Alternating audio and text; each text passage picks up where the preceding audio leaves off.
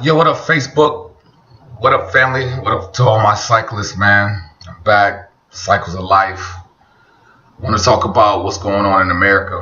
I know you guys see this big target on my face as a black man or whatever else. But I want y'all to look beyond the target, and I want y'all to look beyond the skin. Because I want you guys to look at this situation from both sides of the coin. And I need us to be open-minded, clear and concise about our thinking and how the system is destroying us as a whole. They're tearing this rainbow apart with these invisible lines of hate. The reason why I can speak on this subject because I was wrongfully jumped by 8 white officers in my military uniform that beat me and my ex up in front of my house. So this one's a personal one to me, you know? This one's real personal to me because I was facing wrongfully 10 years behind bars because of the color of my skin. You know, and it's crazy how we go to foreign countries or whatever else and we put our life on the line for our country. But who's protecting us here? So the title of my segment was A War on Friendly Grounds. Because that's what it feels like in America right now, that there's a war on friendly grounds because the people that are here that's supposed to protect us ain't doing their job. The people that are here are taking advantage of the badge that was given to them. The people that are here go through training to understand what is a hostile situation and what's a non-hostile situation. The people that are supposed to be protecting us today put on fake suits and dress like they are part of peaceful marches, but yet they're only being there to aggravate the police, to make it seem as if the peaceful people are being hostile. Come on, police, y'all got to do better than this. Come on, government, y'all got to do better than this. Because y'all are setting these things up to try to cause martial law or to cause an objective that you guys are searching for this new world order. Yeah, I said it. Yeah, I'm throwing it out there like that. It is what it is. And what's so crazy is, is we know this, but yet we give them ammo to make this situation come to pass. Now, you're going to say, what did you mean by that, Carlos? Because I know that sounds a little bit crazy from the things that I just told you. But on this side of the coin, let's start with our side of the coin and the things that we can do to change certain things to make better situations. Let's look at it like this. Why is it that we don't understand that death has no color or no race? Because it seems like if someone from an opposite race takes someone else's life, then now we're so upset. We're so angry. But yet where's that same anger when gun violence and gang violence is taken in our neighborhoods and our children and our brothers and our sisters? Where's the marches? Where's the protests? Where's the business plans then? Why aren't we fighting back? But yet we're rioting and we're looting and we're tearing up our own community. But if this world is ours, why are we tearing up our stuff, baby? Why can't we take that same energy and put it in the right manner to be able to fight politicians, fight laws, and put money behind it? Yeah, shout out to my athletes wearing the I Can't Breathe shirts. That's cool, but all it does is store up emotions. It's good that you want to take a stand on it, but how about put some money behind it so that way we can change some of these politics? If every athlete took 1% of their paycheck and put some money behind this, we could change some laws and get some new things in place.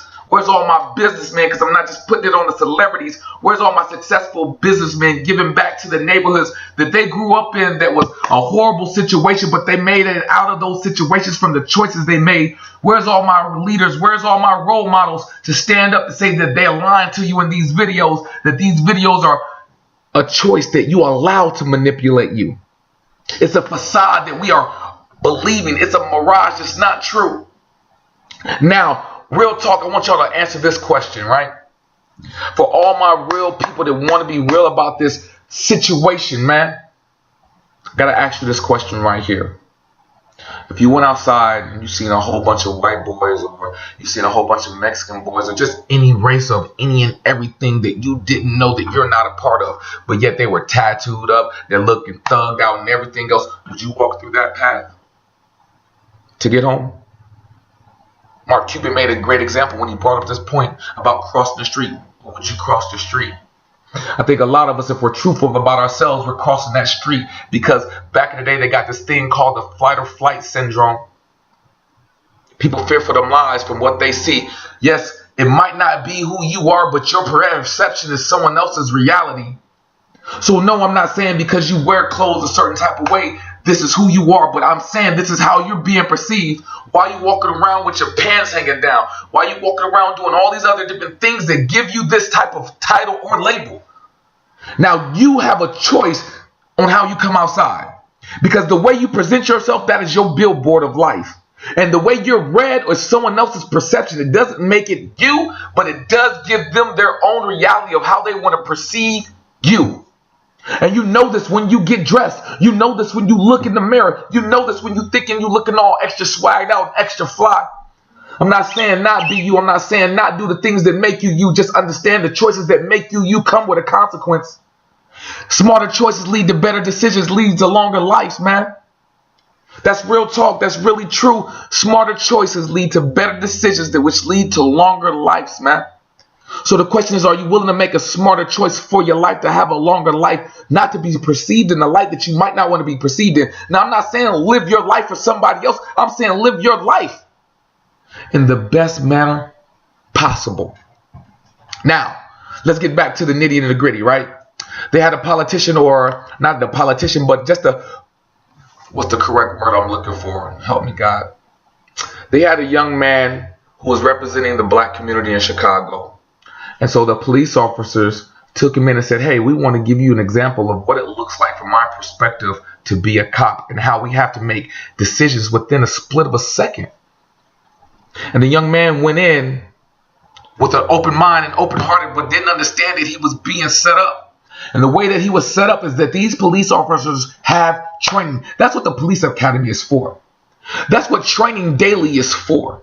But see, you went in that situation with no training, and the way the situation played out was there was a suspect behind the car. The man didn't know if the suspect had a gun or not. The suspect comes out and he kills the man. And now they tell this man, you're dead. You'll never go home to your family. It's over. Your life is over. So what happens to the man? The next time he has to replay that scenario, he's paranoid. And in his paranoia, what does he do? He pulls the trigger. And then he pulls the trigger again. Why? Because he thought his life was on the line without proper training. That's like taking civilians and putting them in war without sending soldiers to basic training. What do you expect for it to happen? That's what basic training is for. That's what the police academy is for. So you can't expect someone who doesn't have this training to produce the same results that you're supposed to do. Because that's what your badge said. You're supposed to be here to protect and serve. We got police officers pushing people in wheelchairs off the curb, talking about, oh, you ran over my foot. Even if that possibly did happen, do you take a handicapped person and pick on a handicapped person like that? That's ridiculous. We got people dying in the street, being choked out, saying they can't breathe, but yet they're already detained. What is all this extra violence for? Now, I will say, America, you can't fight back. You got to go through the process of due diligence. But yet, we have to put laws in place for us to be able to survive these critical situations for our life, man. And if we don't do this, the numbers will keep increasing. It will keep increasing. So, no disrespect to this community. But I want to talk about a community and how they were clear and concise on their plan, and they strategized and they changed laws that a lot of people don't agree with, and some people do agree with. It's not my place to say, right? It's not my judgment, because I'm not God to judge somebody else's lifestyle. But I want to talk about the gay community, right?